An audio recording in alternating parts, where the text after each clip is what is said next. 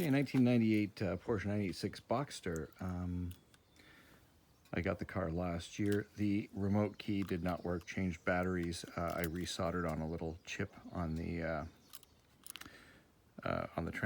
fob here. Resoldered the chip on. Put new batteries in.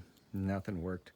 I was just gonna take it to Porsche this summer and have the key reprogrammed to the car, but it's the original key. It should be fine for the car.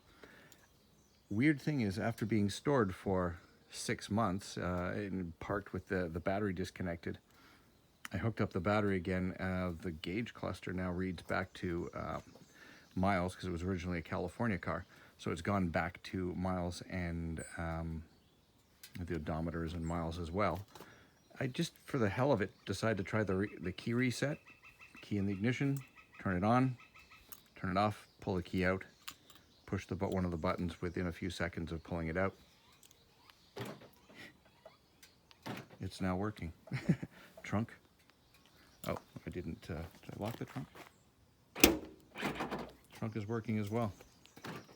So, I did do it last summer with unhooking the battery for like, oh God, a day. It wasn't long enough. Appears 6 months is.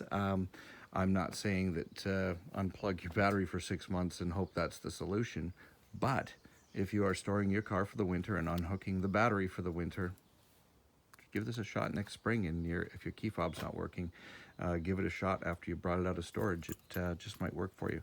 Again, key in the ignition, turn it on. You don't have to start the car. Turn it to the on position, the one before everything, when all the lights come on just before you start it.